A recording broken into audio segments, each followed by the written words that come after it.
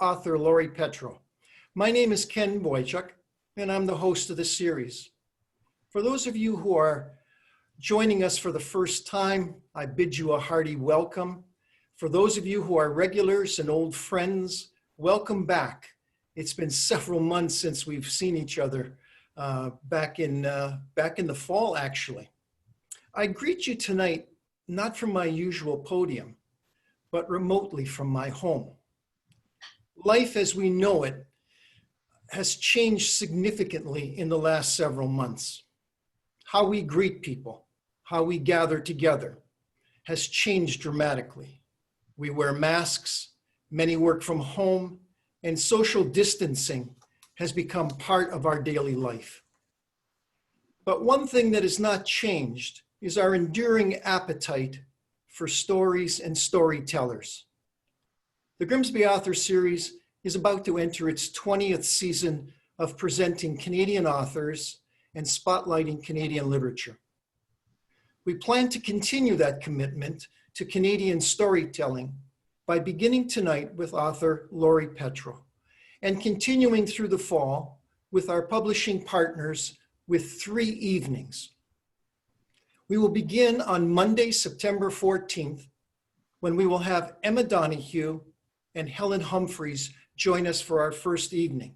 Emma will read from her new book, Pull of the Stars, and Helen, whose book just came out last week, will read from her new book, Rabbit Foot Bill. Thursday, October 22nd, we will feature Kathy Marie Buchanan and her new book, Daughter of the Black Lake, and Karma Brown, who will read from her best-selling novel from this past winter, Recipe for a Perfect Wife. And finally, on Monday, November 23rd, Samantha Bailey will read from her best-selling novel, Woman on the Edge, and Amy Stewart will read from her new book, Still Here. All relevant information about the evenings and the registration process will be available on our website. All evenings are free, but you will need to register for each evening, just like you did for tonight. The Author Series is a major fundraising project of the Grimsby Library for programming and initiatives. And while the series is free this fall, any donations to the library will be gratefully received and appreciated. So let's begin our evening. I know that some of you might be sitting in your living room, relaxing on a sun porch, or perhaps sitting on your back patio. But let's begin our evening with Laurie Petrou. Kathryn Drury, Grimsby Library CEO, is the moderator for the evening, so I'll turn it over to Kathryn. Thanks, Ken. So before we start, as we go through the evening and the Q&A with Laurie, there is the opportunity for participants to ask questions. So if you have a question, please enter it into the Q&A section, and then we will check those out and see if there are any questions to ask Laurie. So we're thrilled to welcome back local author Laurie Petrou to the Author Series. Our sincere thanks to Laurie for taking this leap into the online world with us tonight. Laurie first appeared at the Grimsby Author Series a couple of years ago to share her debut novel, Sister of Mine. We were excited to welcome her to the Author Series as we had watched her writing some of the novel at the public library. I know that there are other locales within town that Laurie visits to do her writing too, but we like to think that the awesome atmosphere of the library played a small part in the creation of that book. It's likely the closest we will get to the writing process. The unpublished manuscript that became Sister of Mine was the inaugural winner of the Half the World Global Literati Award. This is an international award designed to give women worldwide a voice through their written work. In addition, both Sister of Mine and Laurie's other book, entitled Between, were Globe and Mail Top 100 books. The book Laurie brings with her tonight is called Love Heather. Released last year, it is hailed as one of Refinery 29's favorite books of October 2019. A YA debut, this atmospheric thriller explores the addictive pull of revenge. I found the writing so compelling that it pulled me back to those high school years and all those situations that were so fraught with tension, wondering if I was saying or doing the right thing. But this novel goes way beyond the day-to-day anxiety of high school as it deals with themes of bullying, belonging, change, and mental health. How Laurie finds time for the writing life is a mystery to me. And as she is also a professor teaching at the RTA School of Media at Ryerson University in Toronto. However she does it, we're glad that she does. So please welcome Laurie. And I'm going to start us off with a question. So my first question, Laurie, is you dedicate the novel to, well, for all the kids hiding in stairwells, I see you. And I wondered if you could share with us a little bit more about that. And are these current students, or are you remembering situations from high school? Hi, Kathryn. Hi, everyone. Thank you so much for having me. And I'm so delighted to be here. And as I said to you, to see the books behind you just warms my heart because it's been so long since I was in the library. So it just makes me so happy. That's a great question. So Love, Heather is, like you say, it's got a lot in there. And it's a story about toxic friendships and difficult friendships and bullying. And there's a scene where Stevie, the hero of the novel, has an encounter in a stairwell. And I won't give too much away, but there's a part where she is in the stairwell, and it's a difficult moment for her. And I think part of her would have liked to have hidden that stairwell and hidden from high school altogether. And high school and adolescence, it's a difficult time for many people, and it was a difficult time for many people. I hear from a lot of readers who struggled reading the book because it brought back a lot of difficult memories, but they got through. And my point in that acknowledgement was, or that dedication was, that I think we do get through it, and it's important to see our ways through those difficult times and to get out of those stairwells. And I am a professor, so I see a lot of young people, and I love young people and love to be with them and love their energy, and I just wanted them to feel seen. That's great. Thank you. Genre is always something that, in the library world at least, we are very keen to categorize things. So when a book comes into the library, we're like, we have to put it in mystery or romance or historical or whatever. And so I just wondered if you could talk a little bit about genre, because this book, although in our library we put this book in both YA and adult, and I think that that it's really important to do that, because it really is important for not only the teens to read this book, but for their parents as well. But I just wonder if being categorized as either YA or thriller or mystery is something that concerns you as a writer, and is it something that you fight for or against? Yeah, I could talk about genre all day, and I think I mentioned to you that I had a conversation with an author just today about that, and feeling like many writers feel like they just are writing, and they're just writing their books, and they don't see it as one category or another. And as soon as a publisher buys your book, it gets slotted into one category or another. And then as soon as your cover gets designed, it gets more firmly established in that particular category, oftentimes. Love, Heather had one cover. It was considered an adult book with one cover. And then the publishers decided that it was actually an adult YA crossover, and it got a different cover altogether. And so, yes, in many libraries and bookstores, it is both in adult fiction and in YA fiction. It has been marketed as an adult YA crossover, but also marketed as my YA debut. I find myself, it's YA librarians who might want to talk about it, but then I also get asked to talk about, on crime writer roundtables. I was on one last week about, because it's a thriller or it's got suspense. And so it's difficult, I would say, as a writer to reconcile kind of diluting your book or distilling your book into one particular category when you feel like it's so many things. And I think while that serves us as readers, and I'm a voracious reader, and I know what I like as well, and I definitely choose books based on what they look like, because I feel like they are, for a particular demographic.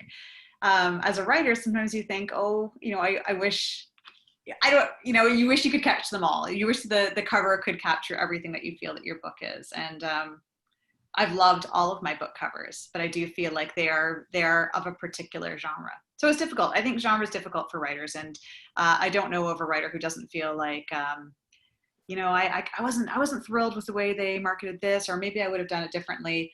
Although Amy Stewart and I had a conversation about this before A Sister of Mine came out, and she basically said, "You dummy, like it's going to be in two different parts of the bookstore. So, it's a win-win." So, you just have to kind of trust the people who know the books and who are marketing the books.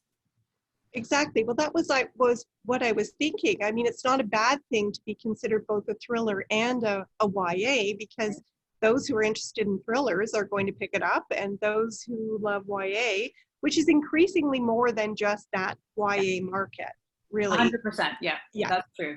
I think young adult books, it's not at all, I feel like, ever since Harry Potter came out, adults are reading young adults. So it's been a long time coming. I will say that writing young adult books, I mean, if you think raising a teenager is hard, writing a book for teenagers is like infinitely harder. I don't know that I'll ever do it again. This is such a particular audience, and a very sensitive audience, and the people who are, the reading and the book blogging people of YA are very, very protective of their reading demographic, and so they should be. And if you're writing about sensitive topics like I did, you have to be very, very careful, and so we should be, but it's not as easy as it is if you're just writing for adults. It takes a whole lot more sensitivity. I don't think any of it's easy at all. So we're just thrilled that you can do it. So I'd like you to do a reading if you don't mind. But before you start that, I just would like to remind everyone that, you could ask a question at any time, and we'll ask those questions aboard. So maybe I'll start. I don't even know if we've talked really about giving a sort of a synopsis of the book, but maybe I'll just give a little.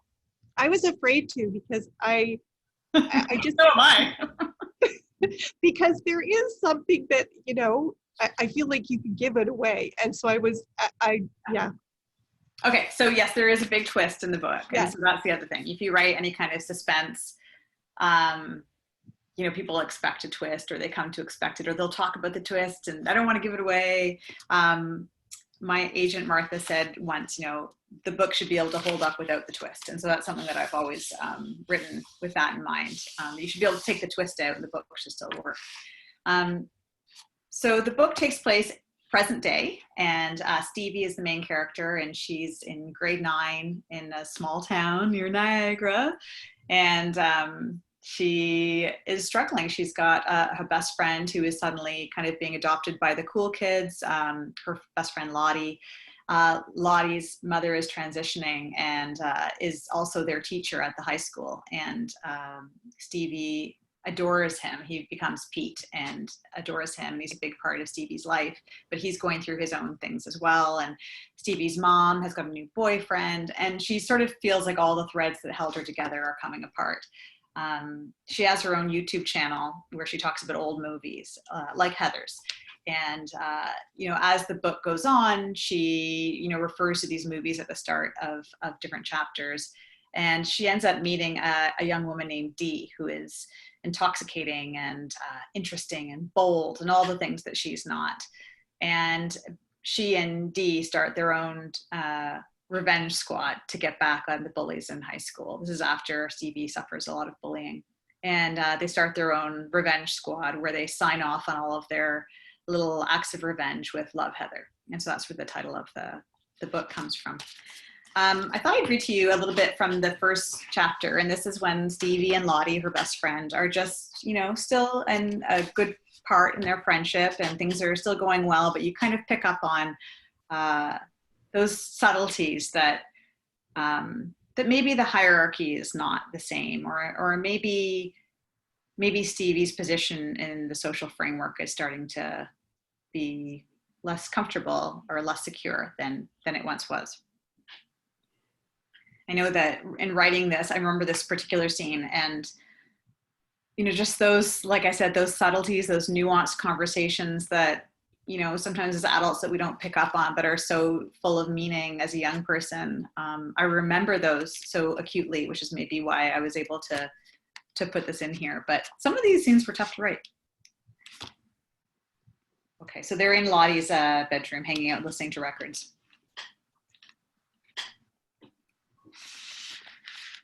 Sometimes Lottie will start reading a book while I'm there, and I'll just go hang out with her mom.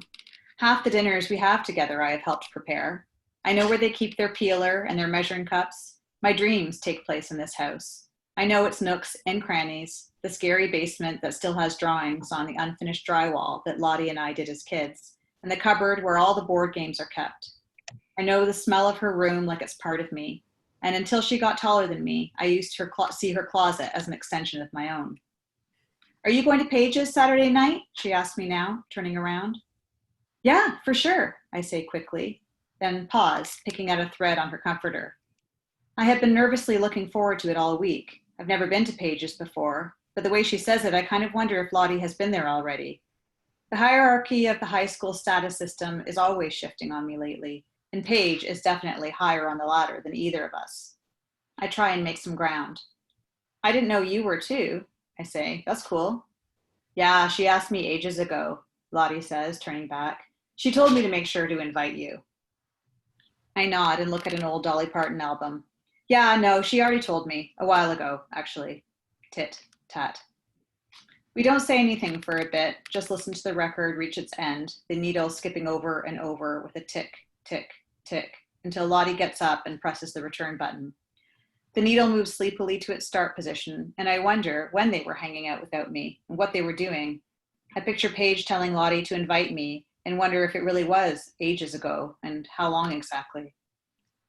We just started hanging out with Paige and her friends a few weeks ago at one of the school dances. Lottie and I were standing like ninth grade nerds off to the side near the exit when Paige walked in from the outside and kind of lurched into us, spilling some Coke from a bottle she was carrying. Oops, she laughed while I shook out my sleeve. She smelled like booze, so I figured it wasn't actually Coke. Brianne Davis called over from a few feet away where she was standing with a bunch of guys. Paige ignored her and came up really close to me with a pained look on her pretty face. I am so sorry, she said, her voice solemn. Lottie laughed, but not meanly, and Paige looked at her shyly and said, Do you guys want some? What the hell, I said, and Lottie stared at me surprised. I shrugged, taking a pull of the bottle. She grabbed it from me and did the same. Wopine High is like every other school. There's a hierarchy, the cool, the pretty, the athletic, the slim, and sometimes, if all else fails, the kids with hustle and brains and chutzpah, they rise to the top. If they are cruel, they punish people for what they wear and how they talk and who they hang out with. They troll kids behind the curtain, throw shade grenades in the backstage life of their little handheld war zones on social. And if they are displeased, they will drop you, ghost you, and swipe you into non-existence. They will do things that no one can really put their fingers on because they are slippery. But when they are nice, they bless you with a smile, a dazzling sparkle of glitter that you find later in the cuffs of your pants, pick out of your teeth, and choke on if you're not careful. I know all this. I knew the risks of falling from a height if I tried to climb the ladder. And yet. Dun, dun, dun. That's great. Thank you. I'm just going to go to one of my other questions. We have a question from the audience, but because you just started talking about the movies, I wondered if you could talk a little bit more about that, because film features in different ways in the book. It's really how Stevie fondly remembers connecting with her mom before mom, has a new relationship. Mm-hmm. She makes reference to the many films in the introductions to some of the chapters. Mm-hmm. The 80s film, The Heathers among them. So was this a particular favorite of yours, or did you just come across this movie in doing the research for the book? Oh, I definitely loved, like Heathers specifically, you mean? Yes. Yes, I loved Heathers growing up. Some of the other movies, I loved Terms of Endearment. Carrie was not a big movie. It was too scary for me growing up. But yeah, definitely that was a big favorite of mine. I loved that film growing up. And, I grew up in the 80s, and so that was easy for me to tap into. At one point, I knew I wanted Stevie to have her own YouTube channel. And at one point it was something else kind of niche. And then when I decided that I wanted her to be like an expert in old movies, that was just, it felt right. And it was so easy for me. So is that something that you're interested in yourself, or does that relate to, you know, your the School of Media that you teach at? I would say her having her own channel relates to that. Like it's something that many of my students have, and you know, my own kids are on YouTube all the time, and that's definitely a currency with young people. But the movies, I'm not a film expert by any stretch of the imagination. I just grew up in the 80s and watched a lot of pop culture. Because I had never heard of the movie The Heathers, so I looked it up, and yeah, it was a blast from the 80s, that's for sure. The shoulder pads on those girls. Oh, absolutely. I found these wonderful like enamel Heathers pins with all the different Heathers on them that I sent to people who wrote blurbs for the book. And wow. oh yeah, they're great. I found them on Etsy. They were like custom made. But yeah, that's a great movie, but it's also so interesting. Like it's not just fluff, that film. I feel like there's a lot of stuff in there, and I feel like it's a movie. In that time, there weren't a lot of movies where, you know, where girls were permitted to be angry or to be sort of an anti-hero, and we see a lot more of that now, but that was not something that we saw much of when I was growing up, and maybe that's why it appealed to me. It was just so different. That's great. Ken, I think there might be a question. Are you going to ask that one? Yes, we have a question from Patricia. Okay.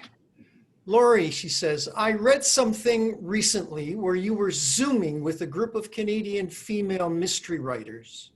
Do you Zoom on a regular basis? Do you bounce ideas off this group? Do they provide you with feedback that you've incorporated into your novels? Okay. Thanks, Patricia. I am, as I said to these folks, on Zoom all the time, particularly for work. So I had, you know, several meetings today that took place on Zoom. The roundtables and the author connects are usually run by book bloggers or publishers or that kind of thing. So that mystery writers Zoom thing was run by Kate Hilton, I believe, and that was terrific and super fun. And I would say in those kinds of things, not unlike this, we're talking with readers and we're talking about our books and our process, and that's always wonderful. I mean, in that one, it was Rosnay and me and Kate Hilton and Samantha Bailey, and I feel like Amy Stewart. And it was really enjoyable. But then there's also the stuff that happens like on the other side. And so when we're texting each other, and like, you know, I was texting Marissa Sapley yesterday and said, can you read the first 9 pages of this book that I'm starting? And what do you think about this? And did you hear about that? And so there's all this stuff that happens kind of behind social, where I'm lucky enough to have these friendships where we do bounce ideas off of each other. But those are very trusted relationships. And I would say those happen in a more private basis than in those sort of roundtable discussions that are organized, you know, and open to everybody else. Although it's so nice to hear what people's processes are and to get reassurances and to get ideas. So in that mystery roundtable, that particular one, Roz was talking about how she has like all these stick-it notes across, she had them out on her wall. And after that, I did the same thing. I had, you know, a couple of different timelines happening, and I realized that I needed to make some sense of it. And so I had those on my wall. And then my husband was Zooming with his friends, and they said, is she plotting your death? I sound like a murderer. So yeah, that's sort of a long-winded answer as to how I use Zoom, and then what my relationships with other writers are as well. But it's very interesting, isn't it, that we are now at a time where for most of us, that kind of technology, even a year ago, was unheard of. But now you don't even have to be in the same room with your mates and still catch up and have very meaningful conversations. It's true. Although I'd still prefer the phone. I guess because I can move around and make a cup of tea and change room to room to room. But so yeah, my more meaningful conversations, I think, are on the phone. But I use Zoom so much for work, so it's really, you're right, it's become part of my life, and I had never heard of it a few months ago. Mm-hmm. Exactly.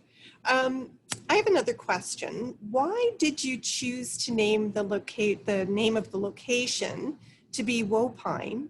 I mean, I don't think it's a real location. I think it's probably meant to be maybe even Grimsby. But you do use Hamilton as where Stevie's dad lives. You do refer to it as Hamilton. So I just wondered, what makes you decide to do that? I mean, if I'd called it Grimsby, you guys would have been like, well, that's not where that street is. And if you take Okay. Also, so Sister of Mine took place in a town I called St. Margaret's, which was basically Grimsby. And in Sister of Mine, there's a neighboring town called Wopine. And so I decided to pick up on that thread and make this book take place in that sort of, so maybe it's Beamsville,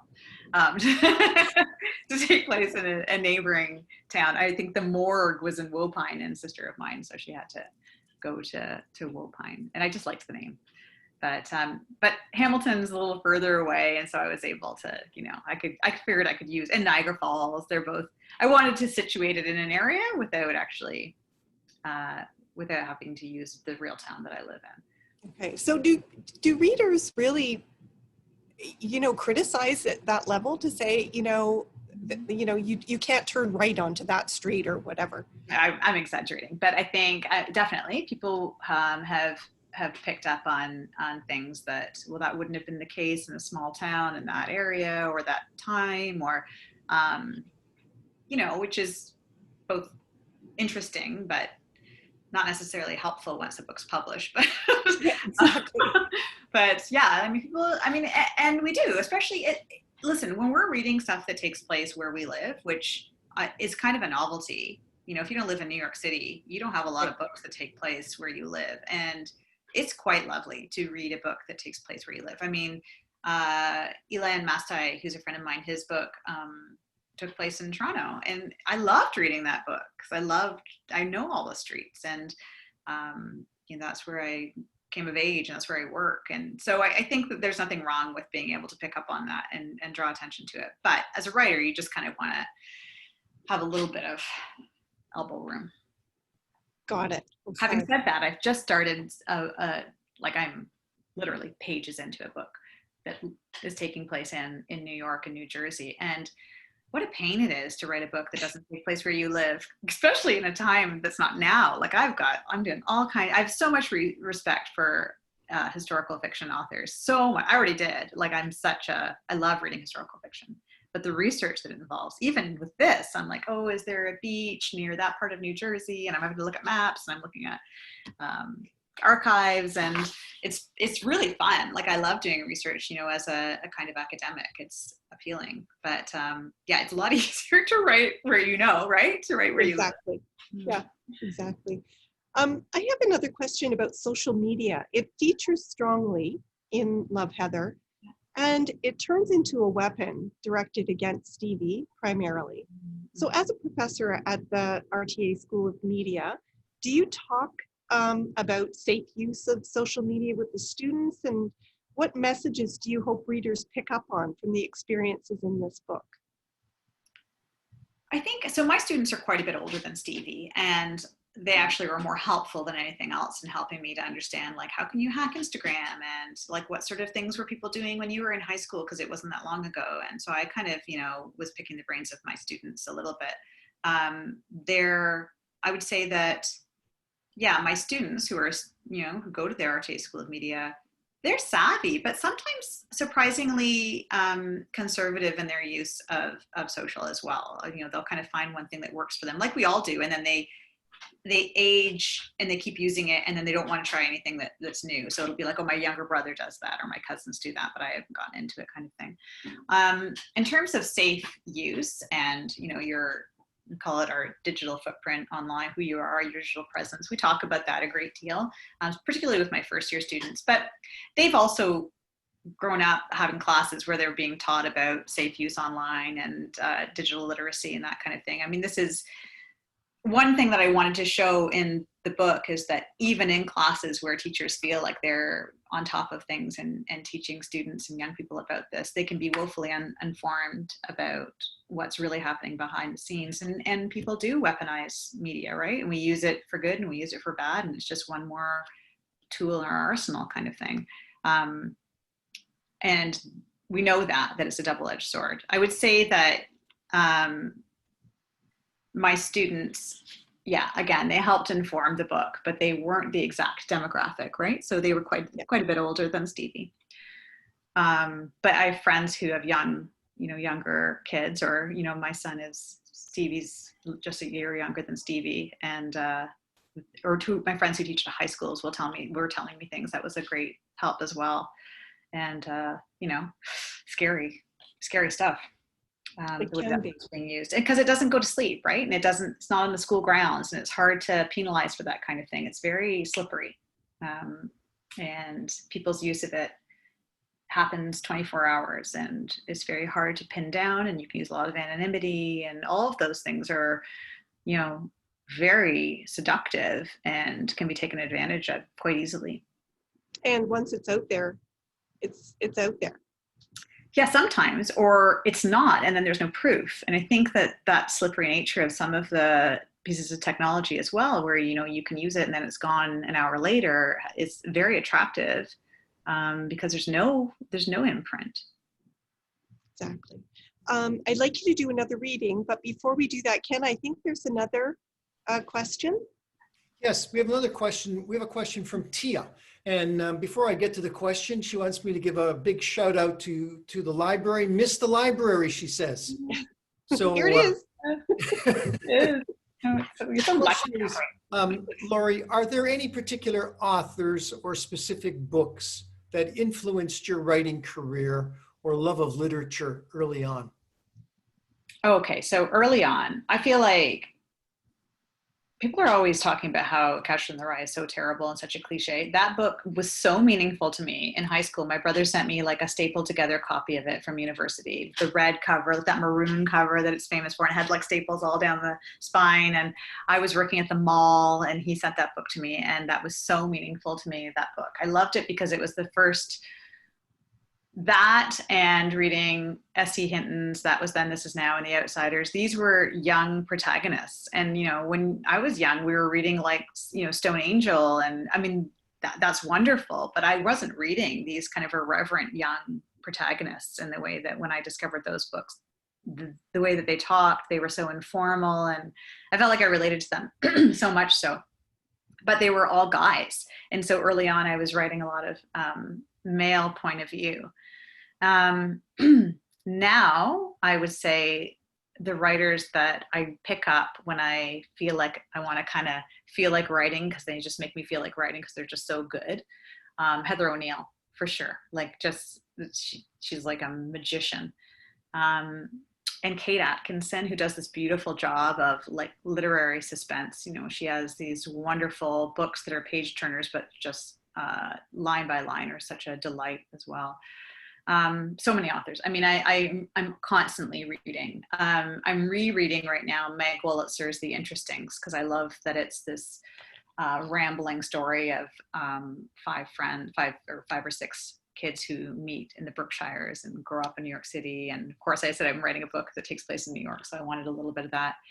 But yeah, that sort of, it gives you an idea. The Secret History was my all-time favorite book. So I got that book one of my friends gave me that when I was in Latin class in high school. And I have so many copies of it that I've given away or dropped in the bath or have fallen apart from overreading, but I probably read it twice a year. So, yeah. Wow. That's great. So would you like to do another reading for us? Oh, yeah, sure. That'd be great. Okay.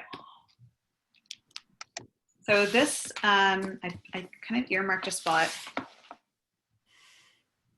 Okay, so Stevie gets pushed out of the friend group. She starts getting bullied, which is an understatement. Like, it's very, very upsetting. And it's constant, like I was saying. It follows her home. It's in person, it's online, it's on her phone, it's on her social media. It's nonstop. And it's very, very difficult. It's difficult to write, it's difficult to read, but obviously more difficult to experience. And then she meets Dee, who, as I say, is just so confident and is a wonderful balm for her soul, but also inspires her to be rebellious and to push back and to fight back. Dee is a total fighter and wouldn't stand for anything. And so she's recently met Dee, and they've decided to skip school and go to Niagara Falls. Let me just see where I'm going to stop so I don't keep on going. Yeah, okay. So they take the bus to Niagara Falls. It isn't a long ride to Niagara Falls from our town. We watch the outlets and parking lots rise and fall from the window. Dee is on the other side of the aisle from me, snapping her gum and jiggling her leg. She looks like a little girl, and I'm reminded that it wasn't long ago that she was, that any of us were. When we were innocent and didn't know that people would zero in on us, make it their mission to ruin us. But we know now. There are so many assholes looking to put cracks in the windows of our lives. I feel that burn that started when I first met Dee, that feeling that we can take the fate into our own hands and change the landscape. We pass signs for helicopter rides and stores that specialize in sex toys, giant realtor billboards and theme restaurants, trying to outdo one another's crazy names and characters. People look small, wandering between these deliciously crazy eyesores. The whole dirty, cheesy town is trying too hard and kind of failing, but that makes it even better. This is awesome, Dee says, turning to me, eyes glittering. We are going to have the best day. Something to push away the worst ones. The bus stops in the Niagara Falls bus station, and I can feel it before we even get off the bus, while we're waiting to get out. The doors open and it slides in, slick and smooth, up the stairs, up my shirt, behind my ears, licking every crevice, a warm breeze. It is warmer here, sunnier, stickier, trashier.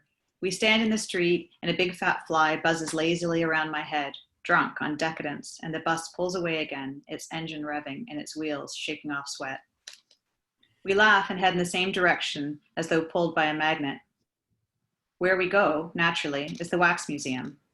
It's on Clifton Hill, an area that is chock-a-block with noise, where giant billboards carry the strange smiles of tired strippers.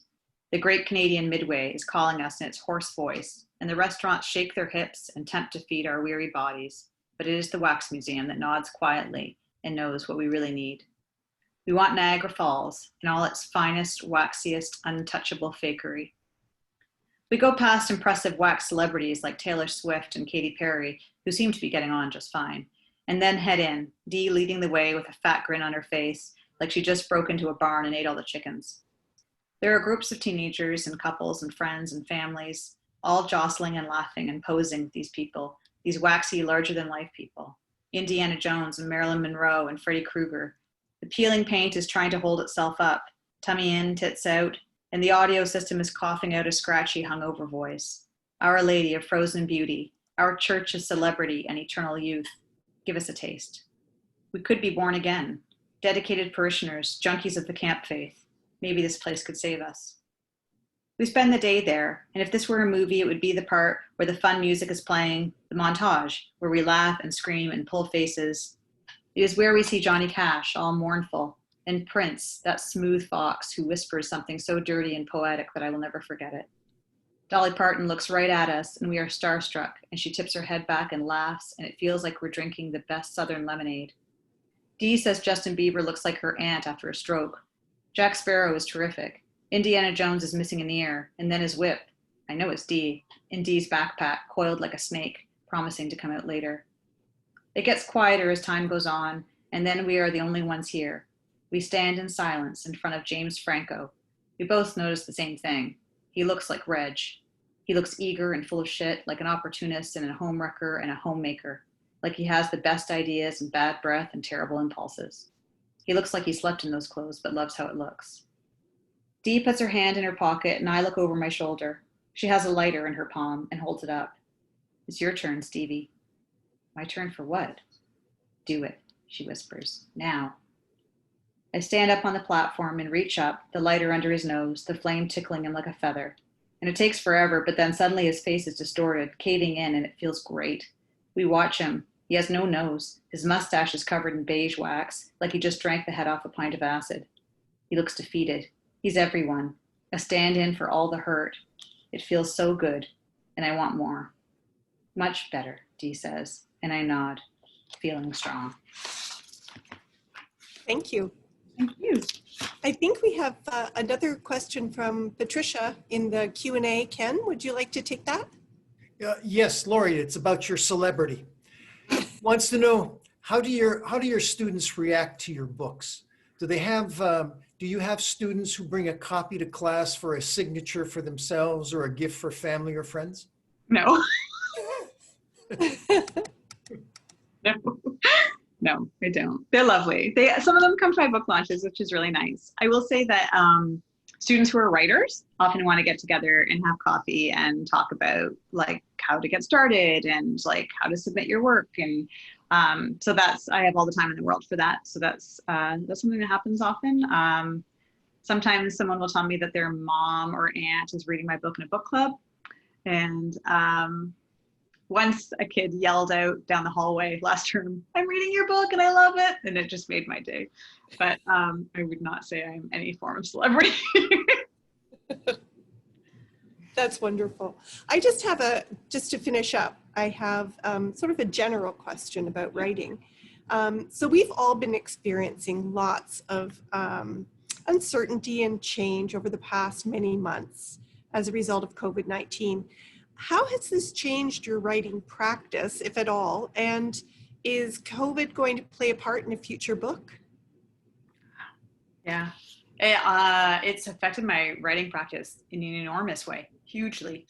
Well, I used to write at the library, and I used to write at Station One, and I'm not doing either anymore. Like I think I've been to Station One once, or twice to write. But I had to kind of find my way again. It was really difficult. I mean, luckily I was at the end of edits for a book I just finished when everything happened and when I was home with the boys. And so that's a really good place to be. Like then you're like you're tinkering. It's not like you're trying to make a sculpture out of a big mass of garbage and you don't know what it is, which is where I am now. But so I was sitting outside like in March with fingerless gloves. Like I had to find myself outside. What I had to do was recreate some of what I get when I like to write in a public place, but not be talking to people. I like to just have people around me. And so I sat on a bench in my front lawn and people would walk their dogs and say hi occasionally. And I was writing out there. And then we created a fire pit in our backyard and I go out there in the early mornings. So it's been hard to recreate that writing space for myself, but I've done it and we all do it. And that's not a big ask, that's I'm pretty privileged if what I had to do was go sit in my fire pit to write. So no complaints here. The other question about whether COVID will feature in another book, I don't know. It's so hard, I think there'll be a lot, I suspect. And then sometimes I wonder, I think it's so funny how sometimes we ignore cell phones in books and sometimes we ignore, like except for this one, which is so teen heavy, but we just sort of pretend that that's not how people communicate, or there's certain things that we just sort of gloss over, the web because we're interested in stories. So I wonder whether we'll just it'll be like a blip and then it won't feature in a lot of books.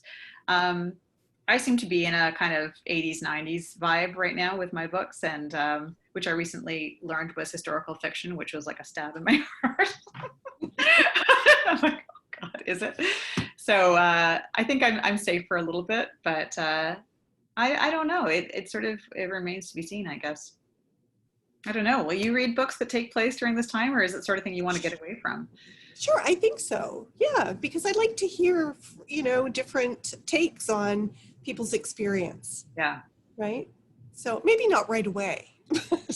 Well, what's so interesting too is geography. I mean, it's affected everybody in different places so differently. I mean, if you read a book that takes place in Brazil or New York or Toronto, I mean, they're all going to have different perspectives from that. So Exactly. I think place will have a big role in whether COVID is part of the storyline. That's great. Thank you so much for spending time with us this evening, Laurie. And I would tell everyone on the call that there are copies of Laurie's book available at the library. Just place a hold and we'll get it into your hands.